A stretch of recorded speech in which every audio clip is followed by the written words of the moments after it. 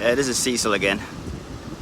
Uh, the closer I get to Mina Castle, the more, I don't know, the more, the more spiritual the feeling, arise in my spirit.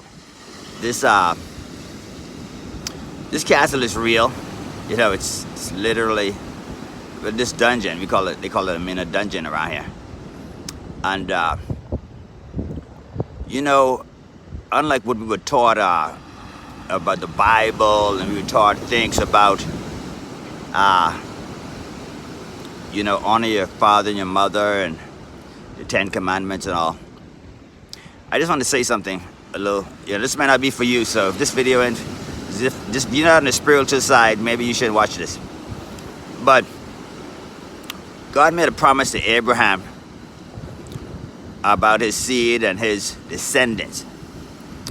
And a promise is something that you do no matter what the other party do, whether they believe you or not. The person who makes the promise, which was God in this case, who makes the promise, it's an unconditional promise.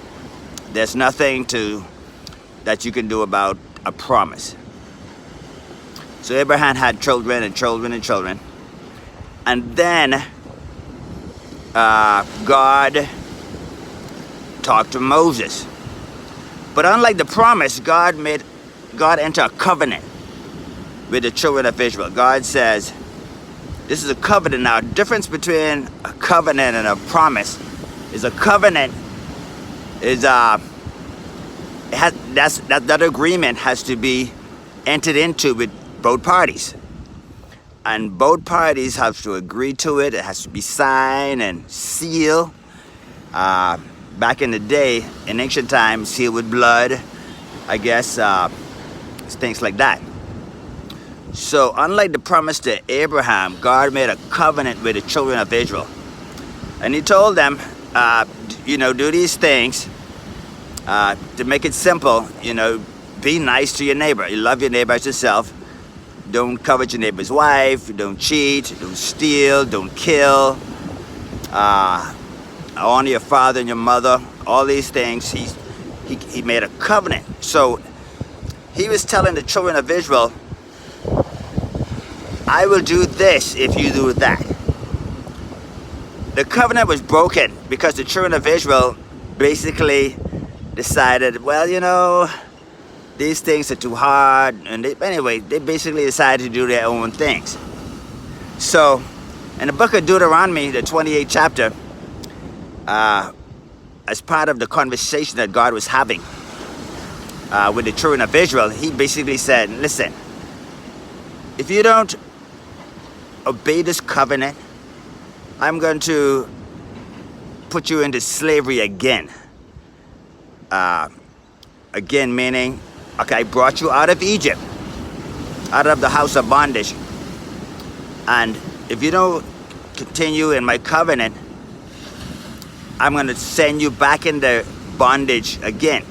But he said something very strange at the end of that chapter. I think it's maybe the 28th verse or something. He said something like, I will send you into Egypt again with ships. And this time nobody will be able to bond you out. Nobody will save you. Nobody will be able to. There's no deliverer. There's no Moses. I'm not sending no Joshua. Nobody gonna deliver you from this particular slavery that you're gonna go into by ships. Egypt means, in the Bible terms, bondage. So this right here, this castle you're looking at, you're looking at the promise, basically what God told Abraham what he was going to do to the children of Israel. And by looking at this castle, you begin to realize that when God says something, he really means it. And they left from here by ships as slaves and went into bondage. You see, the first Egypt, they went down to the first Egypt as guests. They were guests of Pharaoh they were treated really nice. But if you read the scriptures really, really well, especially in, I think it's Genesis, the 15th chapter maybe. If you read that, he didn't say you're going to go down as guests into Egypt and then I'm going to put you into slavery. He said you're going to go by ships to Egypt in bondage. In other words, you're going to go there as slave from the beginning. And you're going to be there approximately under oppression for a minimum of 400 years. And after the 400 years, he's going to revisit the situation and bring judgment upon the nations who brought you into slavery. And if you look at the Bible the way I see it, not the way it was taught to us by the Romans and all the other stuff, you begin to see that the slavery by ships to a nation that you do not know is basically the New World. And that New World is where I just came from, you know, the United States of America. And all the other European nations.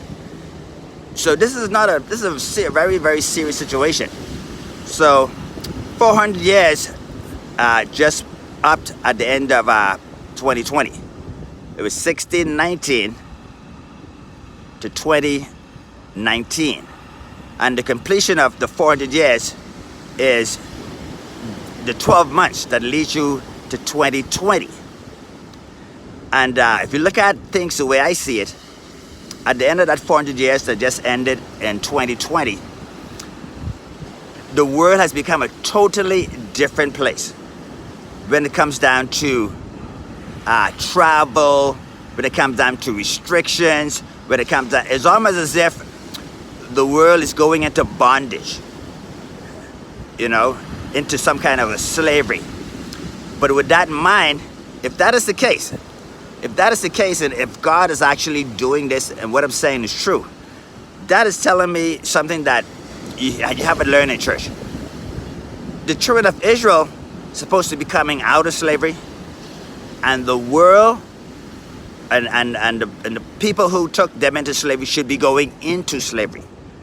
So it's just a matter of waiting to see how this play out. Now, so far, it seems to be playing out exactly the way it's said in the Bible. You know, the 400 years is up, and he said, after 400 years, I will bring judgment on that nation. Singular. Okay, that nation, or that Egypt, that place that you went to in ships, that very place that you went to in ships that I promised that you were going to go to in ships, I'm going to bring judgment on that nation. So, I'm not a Bible scholar, you know. I'm far from it, but I do look. I read the Bible as a history book. I read it for what it says. I'm trying not to add to it anything. But what I could do say is, as I look at this dungeon, and I reflect on ships going to the New World, or what they call the New Egypt. You know, the pyramids, the you know, any kind of, I don't want to go into all that details, but I'm sure those who have done their studies know what I'm talking about. You know, different lodges and different, you know, occults or whatever.